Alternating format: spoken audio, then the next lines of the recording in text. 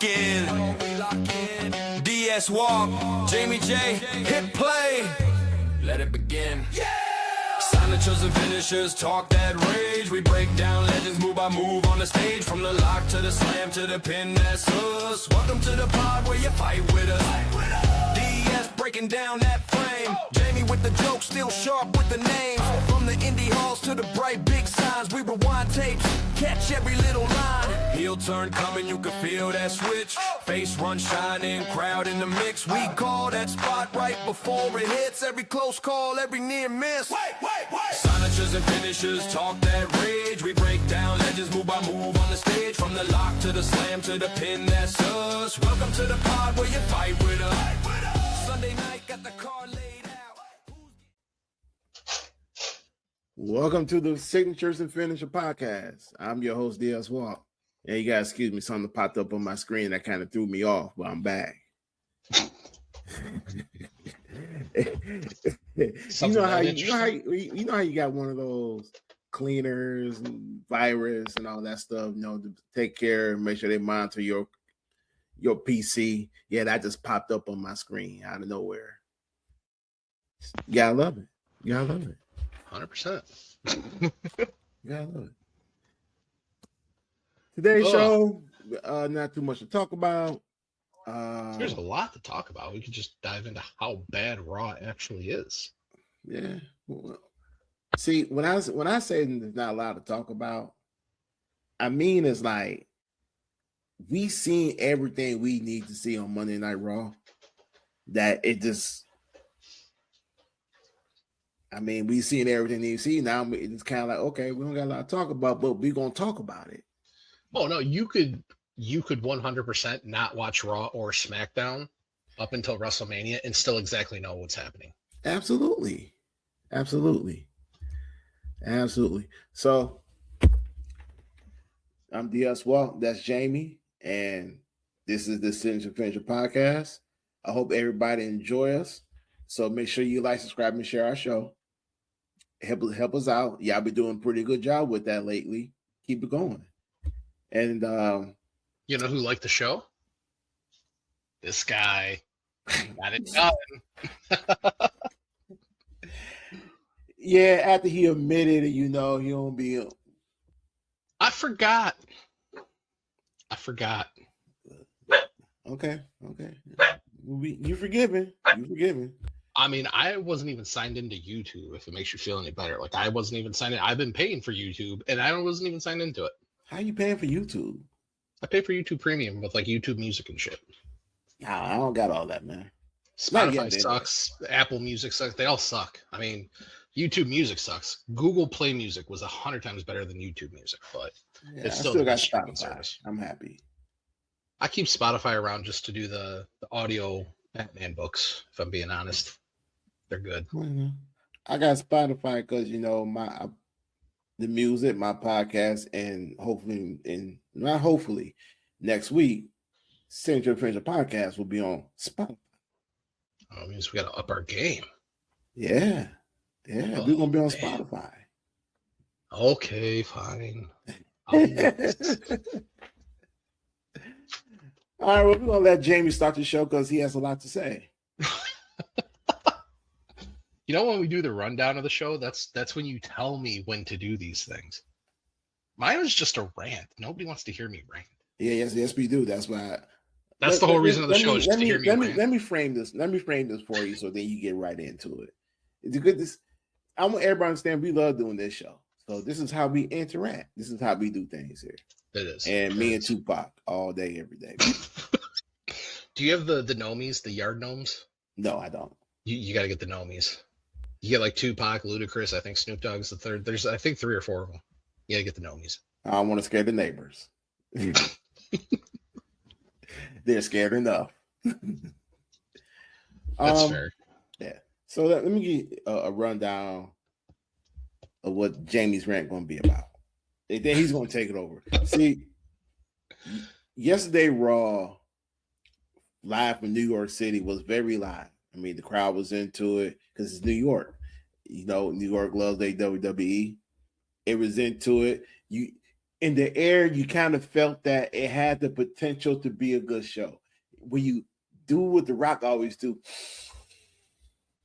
smell the excitement. It was all right there. Stephanie McMahon came out. She cut her promo.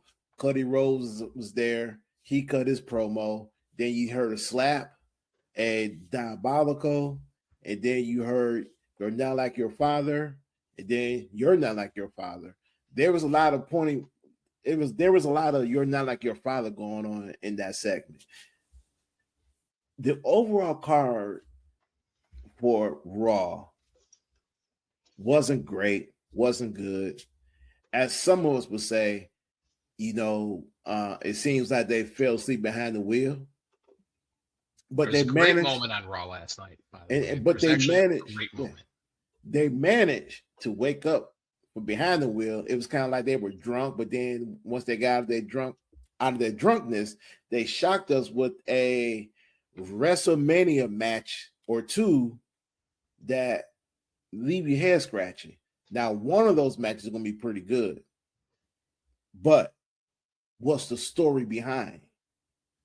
What we'll be doing here? Are they just putting this together to be a good match, or are they going to tell us how this happened? The other one is a head scratcher because how you went from he's going to defend his title at WrestleMania to now it's a ladder match, and to when your announcers make that statement, the junior manager was having qualified matches on main event. When? How do you give him A, B to C that quick? It's like you skipped a step. When is main event on? Saturday. Like I haven't watched main event and I couldn't tell you how long. I don't even know when it's on because I don't care. Yeah, so I heard it's on YouTube. I mean, that seems to be where all their programming is going because nobody wants to carry it anymore. Yeah, and by the way, YouTube is killing it. So I'm just putting it out there. So, but then you went from that to we finally got a fight. But why would you let your main event fight but your other main event you kept apart? Like you had one of them, you had one of the guys push the junior manager, he gets in the ring, and then the guy who's in charge came out of nowhere. It seems like he came out through the crowd to separate. So no, we're not gonna mess up this main event, but yet you will let your main event for the championship, you let those two guys go at it. I just don't. I mean, well, it tells you what's the match that they actually give two shits about right now. Oh, they care about the Brock Lesnar and the Obafemi match. That's the only match that they care about because Triple H ain't involved in anything else, but he took the time to come out for that last night because they know that's the only match anybody actually cares about. Yeah. And I still say, unless Brock says that he's done this year, they screwed this up because Oba looks huge. Oba looks huge until he stands next to Brock Lesnar. Then he don't look that big. No. He actually looks kind of small because Brock's got the abs going. He's got everything. And Oba's like, yeah, you got a little bit of a beer belly going, but he's still a monster dude. But I think he's not built up to the monster killer that he needs to be to wrestle Brock. No, but I kind of think Oba is built differently. He's a former football player. He's all player. Arms and chest. Yes. And yeah, do I think he's stronger than Brock Lesnar? Yes. But do I think Brock I think he is stronger than Brock. I just think Brock has what most of us. He appears stronger because of some of the moves he does. The whole pick you up and just launch you. Brock doesn't do that. Brock does suplexes. No. So he appears stronger. I guarantee you he's not stronger than Brock. Well, let me finish. Brock's full body strong. Oba's arms and shoulders strong. What I was trying to say is that Brock is like most of us, most people who is size and big and strong like Brock, who are in their mid to late 40s, is what they call he got a little extra that old man strength to go along with the strength that he has. Okay, they correct. It's farm boy strength. So old man strength is just what we tell ourselves to feel good about ourselves. Farm boy strength is a real thing. Yeah.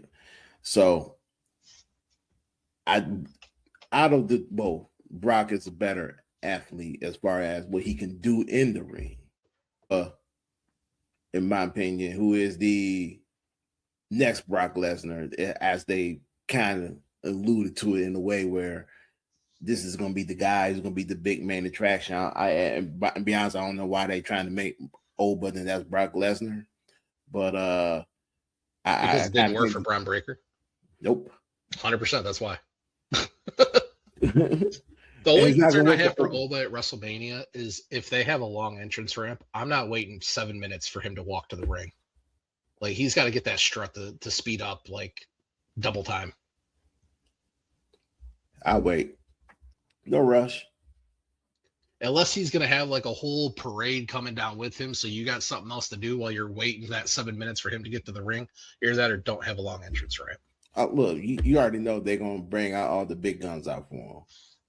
You already know that. And by the way, the reason why I described everything I did before we talked about this match is because it's part of Jamie's rant, and I want him to go. I don't want to mention who and who. I want him to do it. So I'm glad you know what part of my rant is, because I don't know what part of my rant is. Well, I just start going.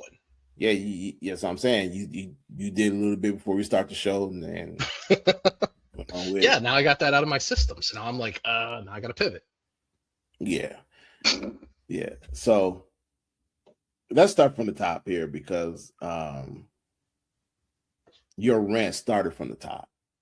Actually, your rant started yesterday through the text messages and before we came on. So we're going to start from the top here. The Stephanie McMahon thing, like, who thought it was a good idea to have Stephanie McMahon come out to try and sell the story of Cody and Randy? It would have been far more impactful for Randy to come out and just keep doing what they've been doing. Keep building it that way. Stephanie McMahon is not involved in either of these two's career on camera. So for her to come out makes no sense whatsoever. Now, if they would have had her come out and do her thing and Randy comes out and says basically, shut up, bitch, and gives her an RKO, okay, you're helping enhance the story. It plays into the story, but you did none of that. You slap Cody. Cody says thank you. It's stupid. It was basically like, hey, let's get my wife on TV so people don't forget that she's actually part of the Hall of Fame class. Go ship her out there for 5 minutes. Complete waste of time. If anything, it dulled the story that they have. You went from like high spots on SmackDown and things to go stand in the ring with Stephanie. Doesn't do anything. You're actually dulling the story down. And then you go in. No, go ahead. No, finish. I mean, if you want me to rant, this just keeps going. So you got to interject. What happened next? You said something about the Penta match. Well, that wasn't next, but no. Excuse me. It was the women's tag team match. Oh yeah, that whole thing is just, hey, night one is going to be an absolute bore fest, and we really don't have a lot going on, so we need all four of you to go out and kill off like an hour and a half worth of time for us during WrestleMania. Again, proof positive why WrestleMania doesn't need to be 2 nights. But it's a way to, hey, how can we get more money out of the fans? How can we rip them off some more? Let's have a second night. I mean, I have no problem. I love the women's wrestling more than I love the men's wrestling. I think athlete for athlete, I think the women are better than the men for the most part. The men have obviously a couple massive standouts. The women have a couple massive standouts. But when you have a bunch of your former main event talent all in tag teams because you're trying to push a non-existent tag team division, what are you doing? Like, you're going to have this whole gauntlet thing. It's a complete waste of time. And if anybody wins those tag titles besides Nia and Lash, it's a disservice to the whole thing. Because none of those teams are cohesive enough to have a win over Nia and Lash. All right. So you went from there and you jumped over the Liv Morgan segment. Because Liv is just phenomenal. You didn't care for that one that too much, so you skipped that one, and you went to the the segment was fine. I'm that's one of the few matches I'm actually looking forward to at WrestleMania is Stephanie and Liv. Yeah, that's why I say you didn't care for it. You skipped it because you had nothing negative to say. There was nothing negative about it. It was good. I'm sorry. Let me clear. I should have clarified that with the audience next time. I'm sorry. That's on me. That's on me. Liv dropping the Spanish that definitely ups it a little bit. That was nice. Super looking forward to that match. Now, I do got one question though. I do got one question for you. I didn't mean to cut you off. No, you're good. You remember a few weeks ago when she cut that promo about the Judgment Day, about herself, Roxanne, JD, and Dom, right? Mm-hmm. And when she said it like that, you just think like, all right, the Judgment Day just gonna be them four. That's the impression I got. Just they're gonna stick to those four, right? That's the impression I got. And that's the impression they give, but it doesn't make any sense. Right. So yesterday, Roxanne Perez came, she comes back, from her injuries. She attacked Stephanie Bakir. So my question is, where does she fit in? I would be perfectly fine if Judgment Day was just Liv and Roxanne at this point. That's all it needs to be. Because Raquel, she's in that main event sphere along with Liv, but she's kind of off on her own. It's one of those things it's kind of like Rhea Ripley and Damian. They come together when the situation calls for it, but you don't need to have Raquel and Liv together all the time. When they were doing exclusive tag team things, it made sense. But now you have Raquel going after titles and things like that. She's off doing her thing. If you want to keep Liv and Roxanne as a tag team, you can, but Liv is too much of a star for that. She is your main event. Even without the title, she is still the most important women's wrestler you have. Because Rhea, they've tried to do it with Rhea, but look at Rhea. She's uninteresting. Liv can cut a promo at the drop of a dime. She's great in the ring. She is your de facto most important woman in the company right now. So keeping her and Roxanne together, I think, would be perfectly fine. Because at some point you're going to have the Liv and Roxanne match. But it seems the only problem I have with that is that the only way they build feuds in the women's division is basically to have women turn on each other. They can't figure out other organic ways to build feuds besides winning some sort of tournament and building a feud from there, or being tag team partners and turning on each other. Another question for you here. Now, when you said that Raquel is doing her own thing, do you think that Roxanne, oh boy, do you think that Raquel will somehow develop a little jealousy towards Liv if Liv beat Stephanie at WrestleMania? No, because they pivoted that whole thing, because that's basically what was supposed to happen to Liv when Roxanne joined the Judgment Day. And then Liv got hurt, and they basically just said, yeah, we're not going to continue that. Now they're going to be besties, and we're just going to push Raquel into the main event and get her to try and go after Stephanie. So I don't think they're going to do a jealousy thing. I think they kind of went that way, and because Liv got hurt, they just dropped it. You don't need to do a jealousy thing. She's already wrestling in the main event. She's already wrestled Stephanie multiple times. Now, if they have Liv beat her, then sure, you can build something from there. Well, no, I only say that because, Liv cost her the match last time. Yeah. By interfering. On her behalf.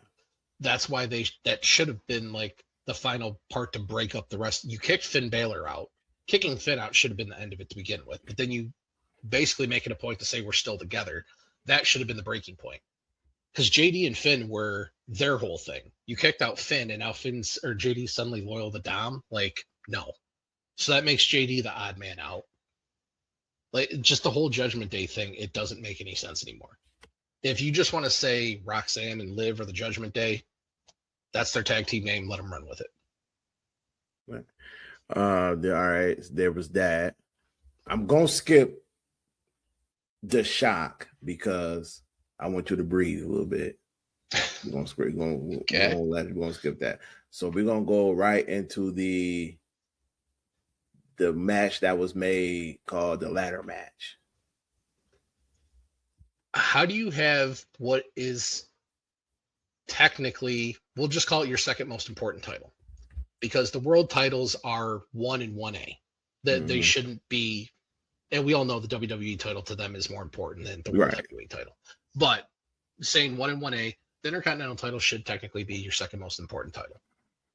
and you have no actual plans for this, that you have Penta wrestle a match and then have, I don't remember if it was Jackie Redmond or Kathy Kelly, go in the ring and do a mini little interview to announce a ladder match. Something that nobody knew anything about, but apparently people qualified for it. And again, Javon Evans, people want to see him. Penta, people want to see him. Does anybody want to see Rusev? No. Does anybody really want to see? I love JD McDonough, but you haven't done anything with JD McDonough to make people want to see him. It would have been a lot easier if they would just say, "Hey, Penta versus Javon Evans." All right, cool. I'll watch it. You would have gotten far more excitement in a singles match, no stipulations, to just have Javon Evans and Penta.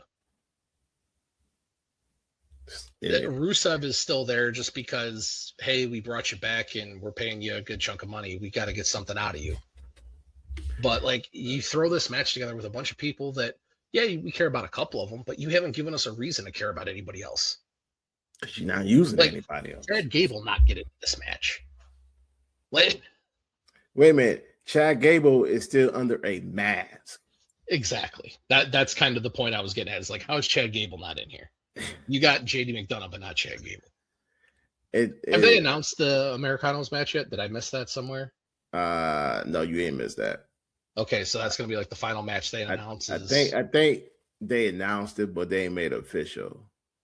Because they had that match on Raw. So I don't know if it's gonna be a return match. Like, there's no good way out of that, like we talked about a couple weeks ago.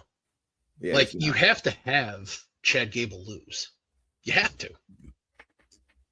In retrospect, yeah, to make a storyline sense, yeah, he has to lose so that he can go back to being Chad Gable. Yeah. And that end, you know what, man? Be honest, it's a lose-lose situation with that one. It is. It's not good for either guy. Nah, it's not, because on one hand, Chad Gable needs to lose because that gimmick that they're having, well, the Americano, as they proved before, they can get at to anybody and let anybody run with it. I mean, it's built for Chad Gable, but Chad Gable is better than Chad Gable's don't need to wear masks. No. Let's put it that way. If Ludwig Kaiser really goes into this, like they've said, he learned Spanish. He's got his Spanish down patted. He's almost fluent. He's got a Hispanic girlfriend. If he says, hey, you know what? I'm moving to like Mexico City and I'm just going to live this shit up, by all means, fully embrace the El Grande Americano and just run with it for the rest of your life. But do you really want to do that? Because that's basically what they're setting you up for. You're going to be the king of AAA. Nobody's ever going to see you wrestle besides people that live in Mexico. And you're too good for that, honestly. Yeah. You're way too good for that. Thank you. I appreciate it. I am way too good to be watching that guy wear masks. But you know what? I'm going to watch him anyway. But again, it like I said, like we both said, it's a lose-lose situation because anything that he accomplished as a solo wrestler, it won't be under his name. It'd be under Americano. And I saw something months ago, and it's 100% true. Lucha Libre, they like to keep characters going. Yeah. So let's say Ludwig gets hurt and can't wrestle anymore. Or let's say it's 25 years down the road and he retires. Somebody else is just going to pick up the mask and keep it going. And then everything that you did no longer matters because it's just the character of El Grande Americano. Well, yeah, now, but it's like Doink the Clown. Yeah. Nobody knows when Matt Bourne stopped being Doink and the new Doink took over and all that kind of stuff. It's just Doink the Clown. Yeah. The WWE kind of got it settled that way where if he decides not to be American Grand Con, they got two other guys replacing wearing the same damn mask. Pete Dunne and Tyler Bate. And I feel bad for them because they don't need to be wearing no mask. Like, Pete Dunne has a name. All right, Pete Dunne's one of the best wrestlers in NXT UK. Mm-hmm. Well, it just goes back to my point of why don't you have a light heavyweight division? You're throwing a bunch of guys in masks because you don't have anything for them because they're too small for your liking. That's WWE saying it without saying it. We're just going to have you out there, throw you behind these masks because anybody can do it. If you guys get hurt, we'll throw somebody else behind the mask. Which is kind of shocking to me because one of their best wrestlers to wrestle in the WWE wasn't that big, and he recently retired. His name is AJ Styles. Basically, what was the thing I showed you last time we did the show? Who's better than Shawn Michaels? Basically, the best to ever do it is 6'1", 225 pounds. Yeah, true. And again, ring work, I do say AJ is better than Shawn Michaels, but it's very close. So two of the best to ever do it, period, We're are small guys. Yeah, we're 6'1", under 230. Mm-hmm. There you go. We're gonna rewind. You're gonna catch up on this. We're gonna run it back. Rewind. The only highlight of Raw For you was 100% it was. The Usos losing the tag team titles. Now, they say that they lost them. The theory is they lost them because they have a bigger storyline for the Usos. Oh, they have to get him involved in Roman's thing. There you go. So because Roman can't be held to actually carry anything on his own. No. Of course not. And the thing is about this is you got ISO speed interfere. For some, I didn't have a problem with Logan Paul's mom giving him the brass knuckles. I had no problem with ISO speed being there, sitting at ringside. I didn't have a problem with the backstage segment with Danhausen. I remember your name. I'm not trying to get cursed. What I do have a problem with is that looks like it's going to be a WrestleMania match, 6-man tag, the Usos and LA Knight versus the Vision and ISO Speed. I don't need to see that. Certain things make sense, certain things don't. Why I'm gonna have like a guy that's about 5'3", 5'4", and he's a YouTube content creator. He's not a professional wrestler. He has no wrestling skills. He's not Logan Paul. Yeah, I'm not a fan. WWE's reliance on celebrities to carry their product is super old to me. You know what? It made sense, honestly. I would have put Rusev in this spot. I mean, he's basically the same height as I Show Speed, so. But I mean, it would make more sense because him and LA, I can just go at it. LA Knight just needs to fake an injury and get off TV for a good long while. That's the best I could say to that. Just, they're not doing anything relevant with you. And if you can't see that, like, I don't know what to do for you. Just fake an injury, take some time off, do some work on yourself to reinvent your character, and try and come back and hope for the best. Or as soon as your contract is up, just go somewhere else. Because at least at any other promotion, you'd be in the main event title picture constantly, not thrown into like garbage stuff like you're doing now. And a lot of it is his own fault. I mean, he botches a lot in the ring. A lot. Especially when he does that stupid corner, I'm going to bounce from the second rope to the top rope, and then he falls off like an ass. And his gimmick is nothing. His gimmick is I'm the Slim Jim sponsor guy. So, like, what are you really doing character-wise? Nothing. As far as the whole thing, the Usos don't need to have the titles right now because your tag team division is non-existent. The Vision need the titles like we talked about before because you had what was supposed to be your dominant faction. Your two heavy-hitting members are out with injury. I mean, as it is, you had to throw Gunther into this whole thing now just to make the Vision somewhat credible. See, you skipping ahead. I told you we was going to save on that. Then we can come back to it, but I mean, the whole thing. You have Austin Theory and Logan Paul that you weren't doing a lot with that now have to carry this entire faction thing. So you had to give them the titles to make them somewhat credible. Why you're throwing LA Knight into it and the I Show Speed kid, like, I didn't even know who he was. Oh, I know definitely. Until like a year or two ago when WWE started using him for stuff. If you're not going to be a pro wrestler, just get the hell out of here. Logan Paul at least embraced it and became great at it. That's why people accept him. But something like him just coming up and doing these backstage spots, like, for what? It serves no purpose. Yeah, but see, that part I agree with you to a certain extent because him do the backstage spots, It's not. I had no issue with that. The issue that I have, and I think a lot of people gonna have, is why is he in the ring? Now, don't get me wrong. He was linked up with Logan Paul when Why Logan is he Paul in the first ring? got Is a in. simple answer. WWE lacks substance. They have no substance to their product, and they try and use celebrities to get them over. Why is Jelly Roll wrestling solo matches on SmackDown? Because they're desperate.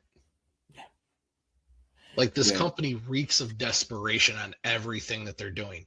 Oh, John Cena's hosting WrestleMania. Why? Because you're not selling tickets. Why? Because you overinflated your prices for a garbage product. They won't admit that, but is the show that bad that people don't want to see it? No, people don't have the money to pay for it because you're ripping them off every chance you get. That's the basic answer.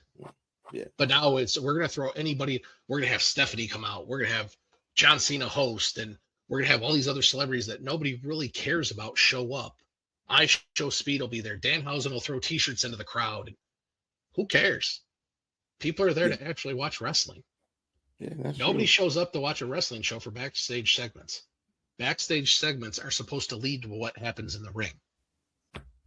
And hey, man, I don't know how the guy went from being, hey, take this curse off, into, hey, don't put these brass knuckles off. I'm gonna see how they fit. And once I get spooked, I'm gonna swing on somebody. Okay. Yeah, it's yeah. So let me answer. It's proof that Road Dogg didn't quit. No, it's a proof that he did quit. It's also proof that some other people should have quit right behind him. Yeah. And when I say that, I was totally joking. I know he quit, but it's. Oh no! People somehow thought that like WWE was going to get fixed overnight because Road Dogg quit. No. No. We got the joke, but the thing is though is that why you said that joke, you should have said Road Dogg but see, the and part is one of your good friends hire you and he's still running your same paperwork, and actually before then he was already doing this. You just enhance it to make it worse, but now he let you go because he didn't get all the blame. So now he's getting all the blame, and all those writers over there who probably have some good ideas, but the ideas they're coming up with right now, it just ain't working. Well, and that's the problem is you have your writers that come up with these storylines, whatever else. They have to then get signed off by the head of creative. Well, your head writer, first off, which would have been like Road Dogg on SmackDown, which then has to go to Triple H to get signed off on. Okay, it gets signed off on. Then it goes to the producers. Hey, guys, this is how we need to try and tell this. So you have all these layers of shit you have to go through before you actually see it on camera. That just makes it that much worse that you have all these checks and balances, essentially, and you still screw it up. The other problem that there is, they don't have any house shows anymore. No. These guys are wrestling way less. Way less means way less practice. That means when it's come time to actually do, look at how many botches that we see on a regular basis now. I guess what bothers me about that whole thing, about the house shows, is that you got so many wrestlers out here, like you said, botches, some are green, some are just not good. The amount of injuries and botches have increased exponentially. Right. And because you don't got no house shows, how are they supposed to improve on live events? That's my point. You know what I'm saying? Like, you know, like I said, you got wrestlers who are botches. You got some who are just not good. You got some who are good and just making bonehead mistakes. And having these house shows, live event house shows, would kind of smooth that out with them. Like, you know, even if the ones who are not really good, they can work on their 2-3 move set and have it down pat. Some of these live events, hey, you're stuck at your promo. Guess what you're gonna do in live event? You're gonna cut a promo. Well, and it's like I was alluding to on the last show, like a lot of these AEW guys, if you didn't come from a major company overseas somewhere, you need to go through NXT, because even when you're a pro wrestler, stage fright is still real. Wrestling in front of 2,000, 3,000 people is different than wrestling in front of 20,000, 50,000, 100,000. Yeah, but see, that's the problem with the WWE is that they trying to use NXT like it's a goddamn house show. Mm-hmm. Well, yeah, And it's the training grounds. Yeah, That's and what it it's supposed shouldn't to be be. used, and it shouldn't be used that way. You're basically watching Ohio Valley Wrestling on an actual paid network, or not paid network, but a major network, which is basically a developmental territory. Right, but what I'm saying is though is that you can't say, and I'm not talking about you. You can't come out here and say, "Oh, NXT is its own brand. It got its TV deal on the CW." You can't say that and then just come be like, "Yeah, we're gonna have some of these superstars get signed to NXT so they can know the WWE way, so they can train and learn how we do business." It's called house shows, man. You can't run NXT like a house show. If NXT gonna be it's gonna be its own standalone brand, let it be its own standalone brand. If you want the girls and the guys to get better at WWE ways and wrestling, house shows, house shows, house shows. But house shows require traveling and logistical costs and all the things that they don't want to pay for. So it's easier for them to say, hey, NXT posts up at this one location and we're just going to ship everybody there except for the occasional PLE, which that's probably going to change because now they're not getting any money because they're played on YouTube. But they wanted NXT to be its own brand, but you've already run into an issue of you let it be well known that it was a developmental brand. So anybody that goes back there looks at it as a demotion. Ridge Holland didn't go back to NXT because he just loves it.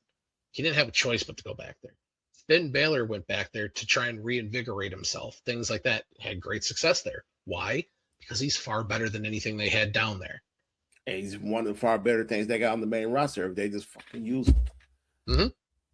So that's what I'm saying. So, I mean, Blake Monroe, Ricky Saints, they're not development talent. They're not enhanced talent. These are wrestlers who are superstars. These are wrestlers who should be in the main roster. They're in NXT because there's no room for them right now on the main roster. And that's part of the problem is a lot of these guys sit in NXT for so long. Like at what point is Tony D'Angelo ever going to get called up? That guy's going to like set the record for the longest tenure in NXT. No, that'd be Jada Parker. Yeah, I did forget about her. Another one that needs to be called up. But like you have a bunch of talent in NXT that's already ready for the main event, or not the main event, but the main roster. They don't have room for. Like all these women that are in the tag team division, for instance, that should be wrestling for actual titles to make people care.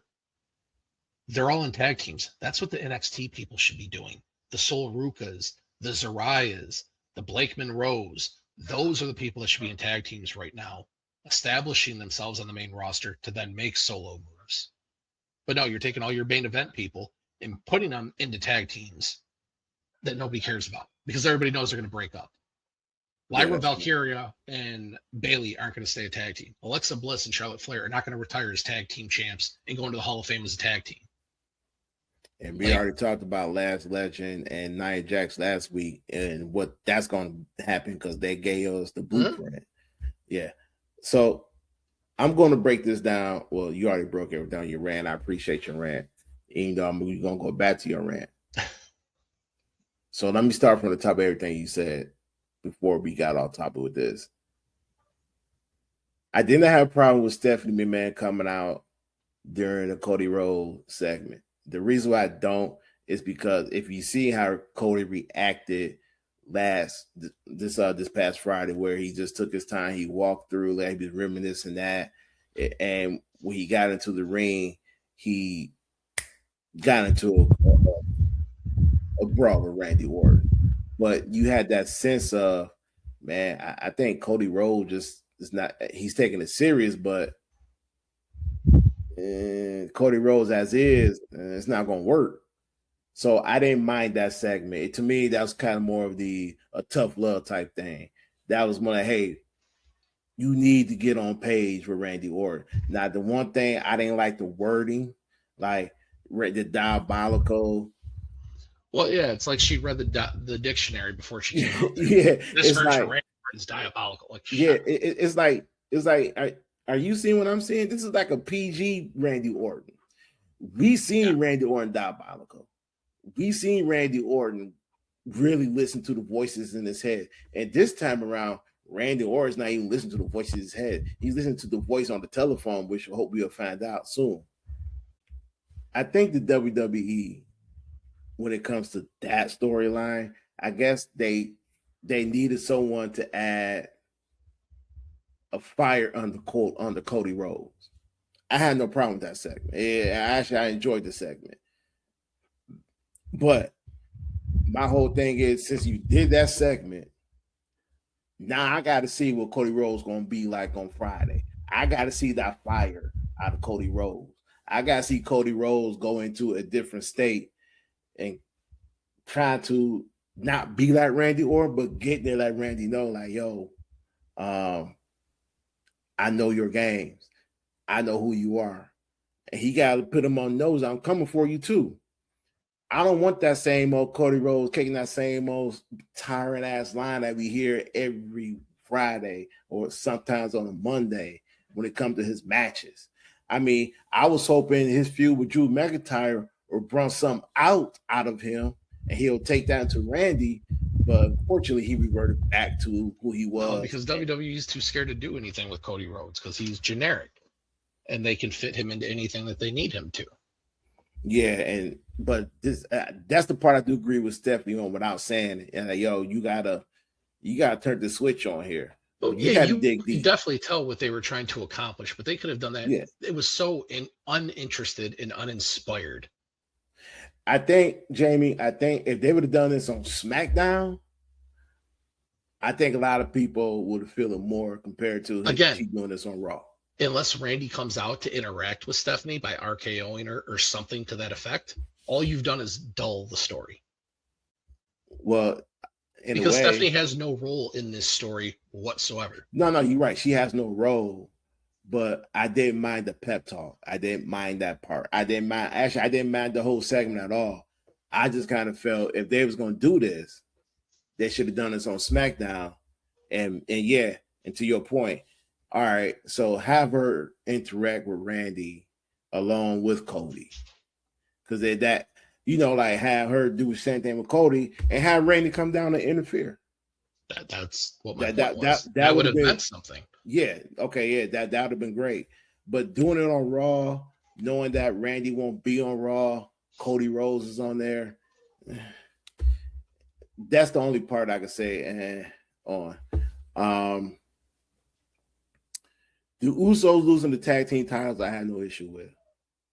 The only thing I have an issue with is it shouldn't be a 6-man tag team match. And if the Usos going to be involved in WrestleMania, especially with the Roman Reigns match, then they don't need to be in the 6-man tag team match.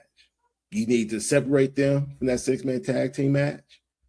Unless the only way I could see them being part of WrestleMania other than the Roman match is if they would have got that rematch against the Vision at WrestleMania. But since they ain't not going to get that and they lead to a 6-man match, it don't make no sense for that.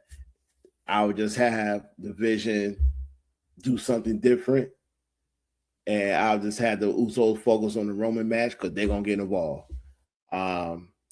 The women's tag team title match, honestly, how much I'm happy to see all those ladies be on WrestleMania.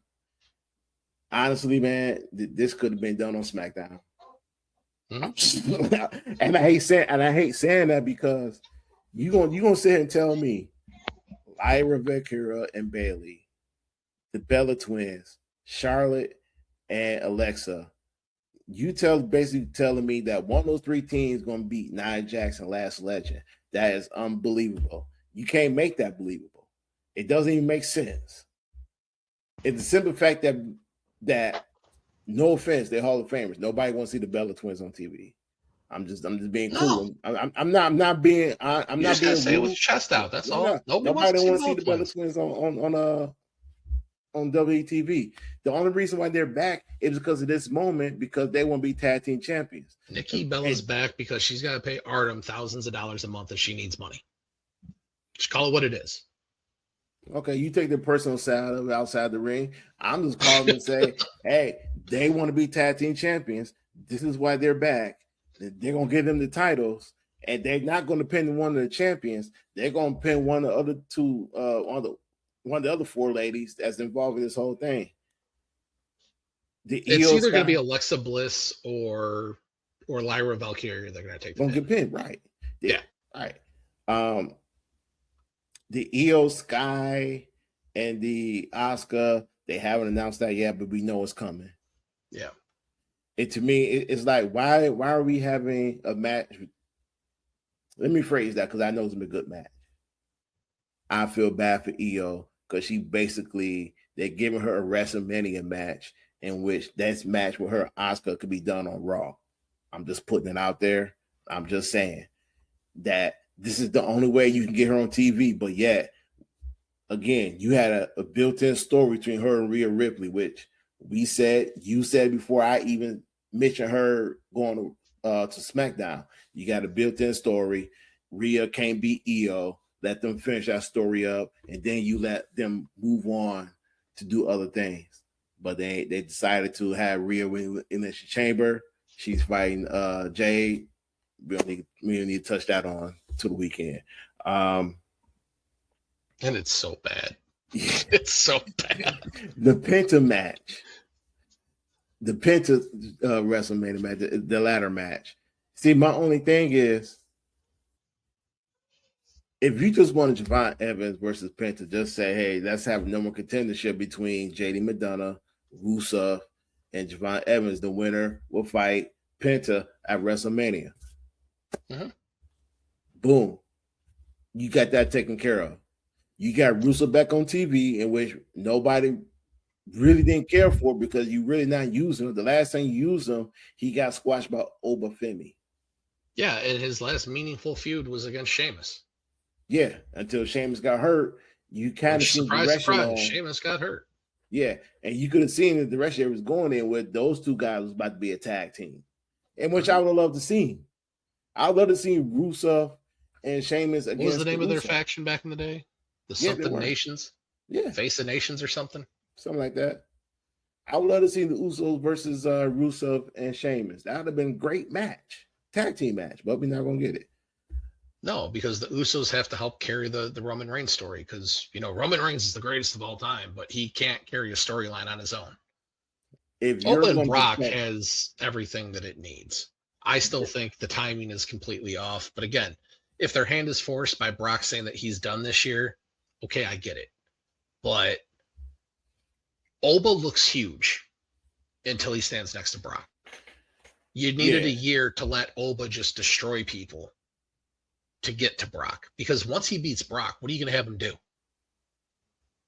It's going to be like when Kane debuted and Kane just destroyed everybody until there was nothing left. And it's like, hey, guess what? We got to throw the Undertaker back out there because he's the only one left of that size. Like they're pushing him too hard, too fast with nothing to back it up. And that's the problem is you're going to leave him where he's stuck. Almost to like, not to the level of Omos because Omos is just so big, but like Omos has went almost a year before he even wrestled on AAA or whatever. And it's been over a year since he's been seen on actual WWE stuff. Oba is not going to go that long, but you're going to run into a problem where you're going to create a spectacle out of Oba with no spectacle for him to go to. When I think of Omos, man, I think like, man, they can really make money out of Omos if they just make him kind of like Andre the Giant was towards the end of his career. You make that guy a special attraction. You make that guy like, well, nobody can beat this guy. He's 7'3", 400 plus pounds. He's the biggest man in professional wrestling. He's the most dominant big man in professional wrestling, and nobody can beat him. But what you do? You got rid of him after he lost the tag team titles. He's off making cologne now. But I'm not mad at Omos because look, Omos has signed a brand new contract. He's making more money. He's down to AAA. He's being a special attraction in AAA, and he's being used down there. And like most guys his size, he's the bodyguard.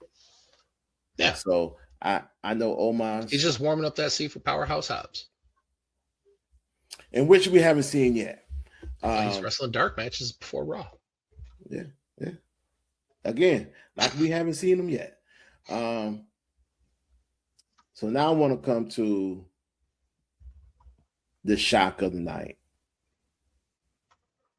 First of all, Paul Heyman did not get enough credit cutting all the promos he cut.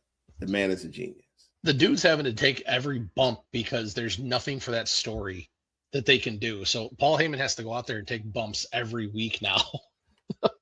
I mean, if there's anyone other than, I guess I can say, then Punk and Roman that's kind of saving the WrestleMania, I would have to say it's Paul Heyman, because Paul Heyman really is working with nothing and he's making it happen. They're giving him shit and he's making it to gold. Everyone on his roster, on his team, is hurt. The two big names. They're making it gold because he's that good. Right. They should have pivoted this story somehow, but they didn't, because they're desperate to get Seth Rogen, or I almost said Seth Rogen. They're desperate to get Seth Rollins back. Yeah. And Paul Heyman is good enough to still carry this story. Right. Now, the funny part is, hey, we got this guy who's supposed to be our biggest heel in the company. He's kind of sitting around doing nothing, and we didn't really factor in him not having anything to do. So why don't we just throw those two together and somehow, 2 weeks before WrestleMania, we'll act like we planned it. So when we do season 3 of Unreal, we're going to act like we planned for Braun Breaker to get hurt, and we planned for Bronson Reed to get hurt, so that we were the ultimate geniuses, that we prepared Gunther to be in this spot. That's 100% what will happen. Right. So we got Gunther versus Seth Rollins. I'm not mad about that because I know it's going to be a good match. I know it's going to be a good match. I'm not concerned about that. But here's my issue with this whole thing. Why? What's the relation? I need to know what's going to be the relationship between Gunther and Paul Heyman, because when we seen Gunther left the ringside, he paid no attention whatsoever to Paul Heyman. Like he looked like he didn't even exist. So I got to know, what's this role going to be? Is this a one-off? If this is a one-off, there's no reason for him to be in the Vision unless WWE is basically formally acknowledging that Gunther can't cut a promo to save his life. And if there was anybody to make Gunther look credible, it's Paul Heyman. Nah, that's what I mean. Now, so is he going to be represented by Paul Heyman? Because remember, during our promo, Paul Heyman was breaking down his so many titles that he has. Are we looking at the potential of Gunther replacing Brock Lesnar? Well, they have to, and that's really what they have to do, is that don't put Gunther in the Vision, because that's going to weaken him. Yeah. It's kind of like Brock's not part of the Vision, but well, exactly. They need to operate it just like that. Like, I manage Gunther. Gunther's not part of the Vision, but if I call on Gunther to help out the Vision, he's going to, just like Brock did. Mm-hmm. And with Brock phasing out, which Gunther, that's what tells me that Brock is done this year at SummerSlam, is that you had Gunther come out on that match. So if that's what we're leading to, that Paul Heyman is going to be Gunther's manager, mouthpiece, then why did we have to wait to WrestleMania? To SummerSlam that happened, where you could just have Gunther versus Brock Lesnar at WrestleMania? Well, they've had this hard on for Gunther versus Brock Lesnar for like 2 years now. Right. And you could have just had it at your biggest pay-per-view. Well, you don't need to have it at all. Now, Gunther beating Brock would be actually a benefit to his career. Yeah. Unlike beating John Cena, like, everybody knew he was done. Yeah. AJ Styles, everybody knew he was done. Right. But everybody kind of knows Brock is at the very end. That's why he's taken these massive, overly exaggerated, which is great, by the way, bumps from Oba. making Obo look like an absolute powerhouse. Like when he took that clothesline over the top rope, like dude jumped way over the top rope to make that look good. Yeah, he did. Um, Shout out to him for selling like he is. But if Gunther loses at WrestleMania, there's no hope for him. And WWE's love of Seth Rollins, I wouldn't be surprised if Triple H books Seth Rollins to win. Gunther can't lose, just simple fact. It's still storyline, right? It's still storyline based. And even though Gunther's not part of the division, we've seen WWE change plans regardless. Remember, The Fiend lost to Randy Orton at WrestleMania for literally no reason whatsoever. Right. That's true. But Gunther can't lose. I mean, that it would make no sense. And then if he loses, that didn't make sense either. Then you kill all his credibility when he do fight Brock Lesnar. No, they basically killed his credibility by not having him actually set up for something in WrestleMania. They will. I guarantee you when they do season 3 of Unreal, they're going to act like they planned this shit from the beginning. Oh, well, we knew that Braun Breaker was going to go down with a hernia thing because he's going to try and lift something that he just really wasn't capable of doing. And then we knew Bronson Reed was going to tear his pec and his tricep. So we just planned all this and we just bided our time. Just like they tried to do with the whole Rock thing.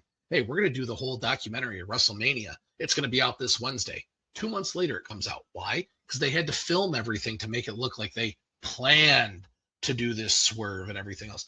Unreal is more fake than watching Raw or SmackDown itself. It just to me, man, wrestling, it's not supposed to be this difficult. They make it incredibly difficult. It's not supposed to be this difficult.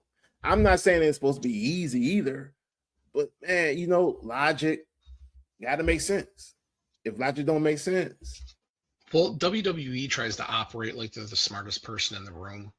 That's the problem that I have with them, is you have to give the fans what they want to a certain degree. At the end of the day, you need to tell stories. You don't just need to tell stories that people want to see, because there's no point in watching or reading the book if everything happens the way you want it to. You just play it through in your head and call it a wrap.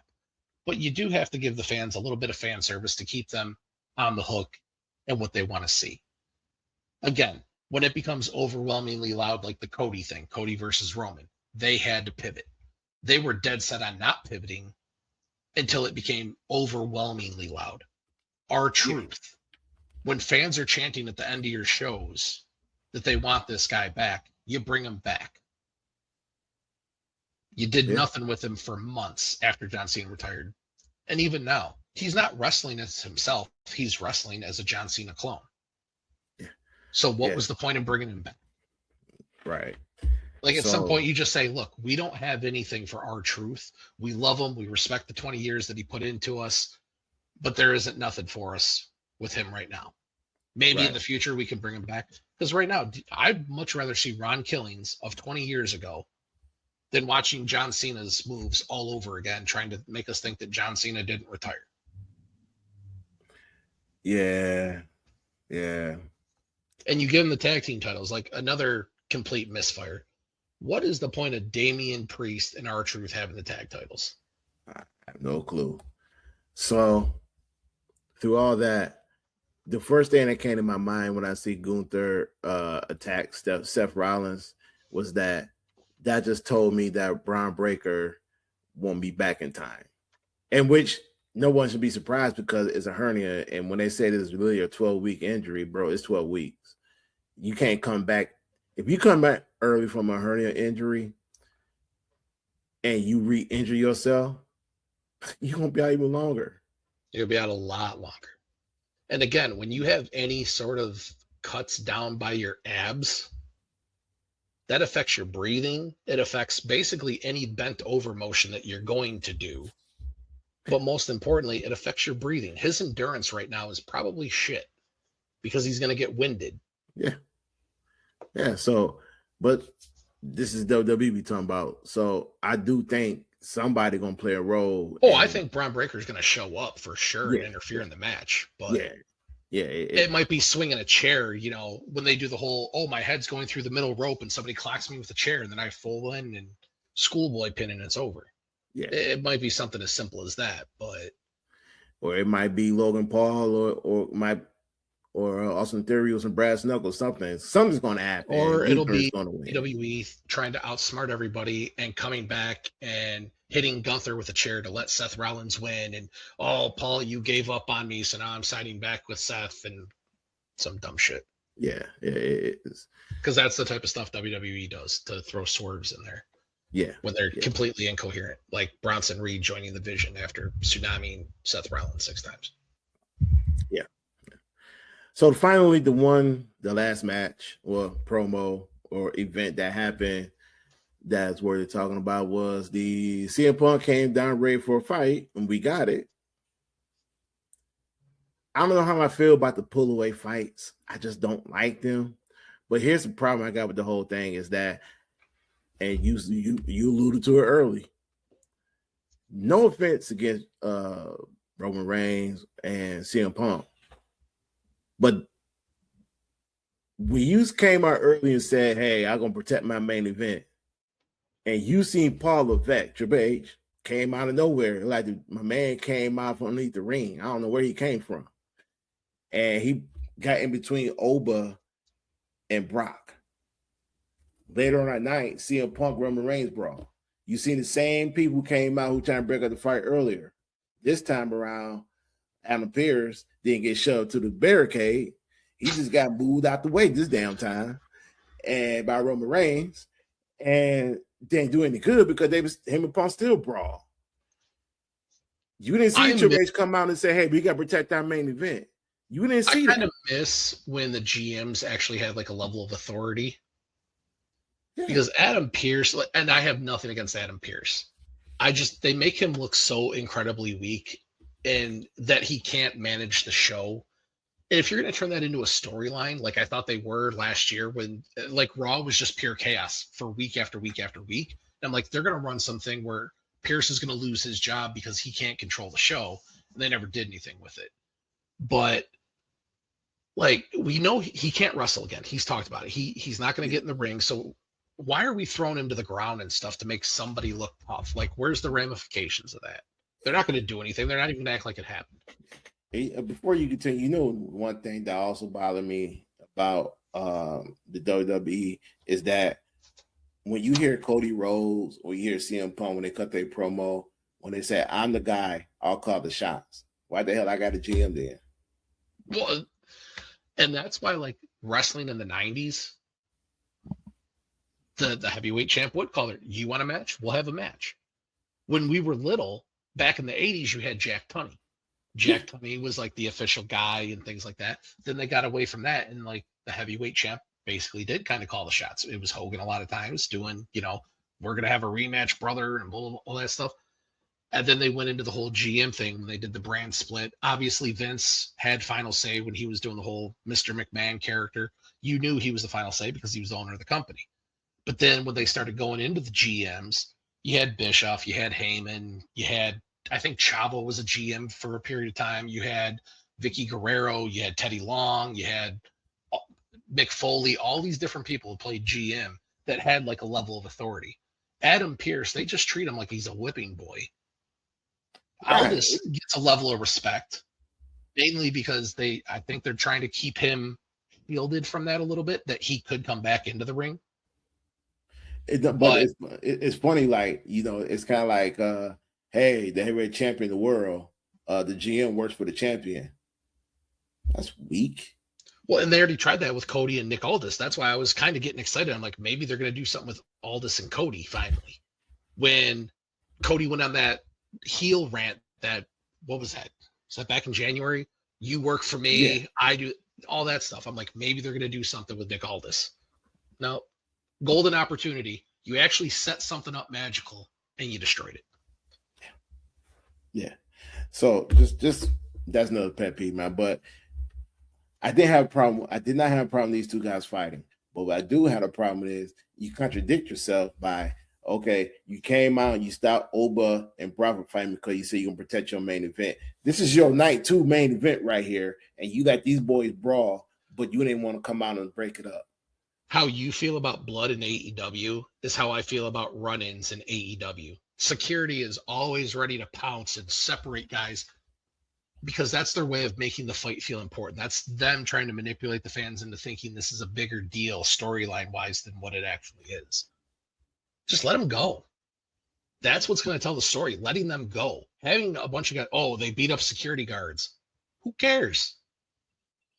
It's like when you watch Star Trek back when we were little kids. The red guys, you always sent the red guys down to the planet first because they were the ones that got killed. Yeah. That's what the security guards are for. You send them out to get beat up, to make one guy look impressive. When you've got Obafemi launching guys 15 feet across the aisleway, when the guy is like 200 pounds, like that's meant to make Oba look big and strong. But you don't need to do it every single time somebody wants to come out. Right. And like you said, having Triple H come out for Oba and Brock, those are two monsters. And there's not a title on the line. But yet you have CM Punk and Roman, and Triple H is nowhere to be found. Like, tell me what you actually care about. Without telling you. Yeah. And honestly, I will probably go take a piss, get a drink, do whatever when the Roman CM Punk match is on, because neither one of them are likable. And I don't expect it to be a good match because they don't have. CM Punk 10 years ago could put on a decent match. I've always thought CM Punk is overrated, but he could put on a good match. But at this point, he looks tired in the ring. Like, to Kevin Nash's credit, and he goes hard on people a lot of times, sometimes warranted, sometimes not. But CM Punk does look like he's just out of gas when he wrestles. He's got like 5 minutes of fury, and then he's done. Kevin Nash said that? Yeah, that was back when he called him out for wearing the T-shirts. And, CM Punk is super petty, and he took the T-shirt off just to have another T-shirt on. It's like, oh, I did all that for you, Kevin Nash. Yeah, Kevin Nash went in on him about how he looks like an old man in the ring. The man is 48, 49 years old. Exactly. But at the same time, that's the whole if point. You don't have it anymore. You don't have it anymore. That's the whole point. That's why I like what Roman say that you're old. And it wasn't even being disrespectful. He was just stating the fact, like, yo, you're old. Yeah. That'd be like if I was a professional wrestler and I jump in the ring and you my friend, you my brother, you're like, hey D, you're old. I tell you, you're old all the time. Right, you're old, bro. So why are you trying to jump in the ring? You know what I'm saying? Like, what last guy? John Cena. John Cena's old. My friends that are younger than me tell me I'm old all the time. Right. Yeah, I am. Yeah. John Cena, he's old. That's why he retired. That's why like, I'm not doing this again. John Cena, I have no problem with. John Cena, if he wanted to, could have stretched this out another 7-8 years if he wanted to. But it was when I feel that I can't go the way I need to go anymore, I'm done. And what did he do? His last year, he went all out doing moves he's never done before to give fans something a little bit extra. But you could tell he was struggling. Like when he did that Mexican Destroyer, that was like the slowest Mexican Destroyer of all time. Yeah. But he pulled it off. Yeah. And it looked good, but it was slow as hell. But when you can't go at that level anymore, just call it a wrap. And John Cena has the benefit of he's got a lot of money outside of wrestling that he can make. CM Punk tried that. Got his ass whooped twice. He ain't got nothing. So he's going to hang around as long as he can. Yeah. That's all I got, man, for today's show. I was going to sit here and mention John Cena is the special guest. It's the guest host of WrestleMania. But we already know what that's all about. They need to sell tickets. He's not there to make matches. The simple fact that they brought him back is telling to me, you ain't let us miss him yet. Well, and that's my whole problem. Like, you haven't even given us a chance to be, because you got R-Truth out there doing his entire moveset, but he hasn't even been gone for 6 months, and you're already bringing him back. You haven't given the fans a chance to actually not forget about him, but be like, oh man, I miss hearing John Cena's music, or I miss seeing John Cena. The dude just left. And it was Saturday night, I think it was. They said that they were still down 10% in sales over this time last year. And that's after you've run how many discounts on these tickets. But again, when you overinflate the tickets, it's like furniture sales. Oh, it's our biggest sale of the year where everything's 75% off. Well, when you raise the prices 85% to give me a 75%, I'm still paying 10% more. That's all they're doing. Yeah. And that's also telling because you went back to the well and got John Cena. Whereas you have the head guy who's sitting on the board who y'all turned to last year for ticket sales with Elimination Chamber. Just wait. Wait a minute though. You like that? Yeah, sure. Ari Emanuel called me personally because the tickets weren't selling for Elimination Chamber. Yeah, that was what The Rock said. Yeah, don't be surprised within the next week if you hear that Rock is hosting night 2. I won't be surprised if they say, "Hey, Rock, can you just get involved again?" Well, and that's what I'm saying. We already know you're gonna be at Saudi WrestleMania, but can you start your journey right now? Can you be part of a storyline? Can you somehow involve yourself into any type of storyline here that's going to help? That's why I'm saying night 2. Like, I wouldn't be surprised if they do have him show up to host or some category like that. But again, you can't have him be a surprise because you need to sell tickets. Mm-hmm. So having him host night 2, that way he can interfere in the Punk Roman match to then set something up. Yeah. But that's the whole problem is they can't run on surprises. Anything that they do right now has to be announced so that people can get excited to buy tickets about it. Okay. Anything in The Rock is not a surprise. And the biggest thing that you have going in WWE right now isn't even remotely close to sniffing the ring in Danhausen. Mm-mm. Nope. And I like Danhausen. I've always thought Danhausen is funny. His wrestling style it's limited because he's a small dude. Like from a muscle perspective, from a stature perspective, he's not picking up Cody Rhodes and tossing him around the ring. He's a comedian. Yeah, I wouldn't call him a comedian wrestler. He's just a comedian. To me, he's just a backstage gimmick. Yeah. Like, he's going to be popular. He's super funny. Like, if you watch his shorts and stuff, the dude is hilarious. Yeah. The one with APA is great. And I love it. I'm glad they brought him in for that. But what they really need is what everybody, myself, you, and everyone been saying.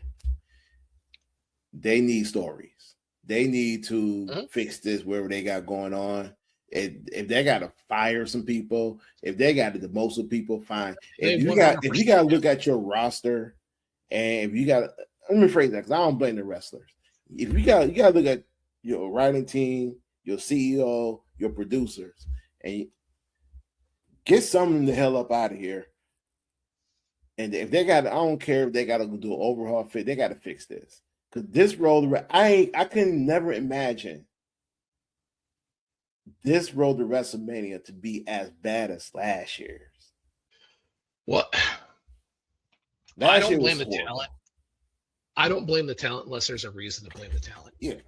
But they do need to clean house. Because again, you have way too much talent that isn't getting any TV time. Right. But they also got to extend that to the backstage area too. The backstage, you got to clean the house. Oh, 100%. That's why I forgot. I read it a couple days ago. I forgot who said it. It's former wrestler. I keep wanting to say it was Bubba Ray, but it wasn't Bubba Ray. I can't remember. But they said the reason Penta's having success over Ray Phoenix is because Penta focuses on his character work. You haven't given Ray Phoenix an opportunity to show his character work. You threw him in a tag team. You haven't done anything. And currently he's hurt right now, but I can't remember who said it. Now I want to find it because it's bothering me. How can you sit here and say Ray Phoenix don't focus on his character work? In which, out of between Matt Hardy, brothers, it was Matt Hardy. How can Matt Hardy say that? And when Ray Phoenix got there, they gave him a nice debut, and then they was like, "Forget it. We just gonna put you in this tag team with Andrade. Forget everything you've done. We're gonna put you in the tag team with Andrade. Not with your brother, with Andrade." And that's how I feel. It's like you haven't given this guy a chance to do anything with a character. Like, he's just as charismatic as Penta. The only thing, he doesn't do the little walk and things like. He's just as charismatic as Penta is. Ray Phoenix, other than Rey Mysterio Jr., had one of the most successful runs as a champion in lucha, period. In wrestling, period. Triple A, period. He is one of the best wrestlers in the world. I could One put of together a the WrestleMania card for 2 nights right now within 10 minutes that would blow out anything that they have currently scheduled with talent they already have that yeah, they're just not doing anything with. right. You know, I know the WWE is lying. Is because last year you gave Ray Phoenix a WrestleMania match as a substitute. I forgot who he fought. It was an okay match, but Ray Phoenix made that match decent. Because you can tell my man, he had no work, no training. I forgot who he wrestled. I'm quite sure you're gonna look it up. But Ray Phoenix worked with we had to work with and made that match a good match. WWE, if the WWE felt that way about Ray Phoenix, they would have on never Grande been Americano. That's what he fought last year? Yeah, he substituted for Rey Mysterio, who got hurt. Right. And that match was one of the best matches of the night. So if the WWE really didn't care about Ray Phoenix, they wouldn't give him that match. If they was that high on Penta, like they are, like they say, hey, can't Penta work on his character? Then they would have given him that match at WrestleMania last year instead of Ray Phoenix. Mm-hmm. The WWE basically told you who the better wrestler between both brothers, and Ray Phoenix just got there not too long ago. He wasn't even there the month they put him in the WrestleMania match. Why not Penta? Yep. Explain to me why the Lucha Bros aren't the tag champs over R-Truth and Damian Priest. Same reason why I need some explanation on why is Ray Phoenix then getting the push he's getting. Now I understand he's hurt, but prior to that, before he got hurt, this man was sitting in catering. So what? You telling me he got hurt? He got hurt in catering. He got hurt carrying his plate to the table. That's what you telling me? Ray Phoenix got hurt running to the buffet table. But yeah, he's one of the best wrestlers in the world. But you know, we're not going to use him because we got nothing for him. But we're going to give his brother a big push. Which, don't get me wrong, Penta's great. And Penta's got a little gimmick that resonates with fans, but you haven't given Ray Phoenix an opportunity to do any of that. 100%. I love the Lucha Bros. 100%. I love Penta. I love Ray Phoenix. I love the Lucha Bros. All I'm saying is, if Matt Hardy going to say something like that, back it up, bro. Seriously. Well, my thing is, like, I keep pushing to have a light heavyweight title. I don't want to call it a cruiserweight title because then you're putting it at like the 205-pound weight class. We want a light heavyweight title. Make it like 225, 230, whatever it is. But then you'd have El Grande Americano. You'd have Chad Gable. You'd have Ray Phoenix, Penta. You'd have almost half the roster eligible for that title. And it's almost like UFC for a long time. And even now, the light heavyweight division is far more entertaining than the heavyweight division because the heavyweights, they're just throwing haymakers. And if they connect, great, you get a knockout. If they don't connect, you're watching two fat guys that are just winded out there. The light heavyweights can still move around, still grapple, still swing, still kick. And that's basically what your light heavyweight / cruiserweight division would be with guys like Dragon Lee, who we haven't even mentioned. Dragon Lee is phenomenal. And I think that's their fear, is that if they did something like that, it would be dominated by the luchadors, because who's going to hang with night in and night out? Dragon Lee, Ray Phoenix, Penta, El Grande Americano. Ludwig Kaiser has the endurance of basically anybody. Who's going to hang with those guys night in and night out? Nobody. But they would become the faces of your company. Like, there's no reason that those guys right there that I just mentioned aren't some of the biggest names in the company. But yet we're looking at guys like CM Punk and Roman and Cody, the same tired names that we've been talking about for the last couple of years because WWE is too scared to push anybody. Yeah, I agree. Yeah. WWE, I tell you, they raise your blood pressure. With that said, ladies and gentlemen, thank you for watching this Sinister Adventure podcast. Make sure you guys tune in tomorrow where you'll see some shorts, YouTube shorts on the Sinister Adventure podcast. And later on today, I will be working on our Instagram page, finishing that up, the touches. I actually sped that up because I want to get this, have some shorts posted on there. And when you see the logo in the back, when you see a picture, the AI picture of me and Jamie, well, technically, that's Jamie's real look. That's AI me. I can tell you that right now. I mean, that was me like 35 pounds ago. Yeah. That was actually me. You just turned the head of my actual broker picture, but yeah, that was like 35 pounds ago. Yeah, that was AI pre-baby. did that work with me. So pre-baby, we'll call that pre-baby. Yeah, absolutely. that's my excuse too. But yeah, check out our Instagram page, and we'll be seeing you guys on Sunday. And make sure you watch your AEW, because me and Jamie will be talking about AEW on Sunday, exclusively only. We gotta get away from the WWE thing, because both our blood pressure gonna go up, and neither one of us are gonna be able to watch WrestleMania if this keeps this going. So AEW exclusively on Sunday. Could be missing good content out there. Make sure you guys watch it tomorrow. And I got one question to everybody. Who's your favorite AEW wrestler? Your favorite AEW moment? We want to know.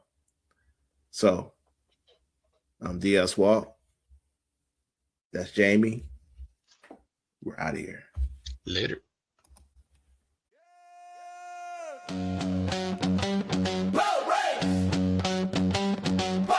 Bell rings, crowd roar, we lock in. DS Walk, Jamie J, hit play. Let it begin.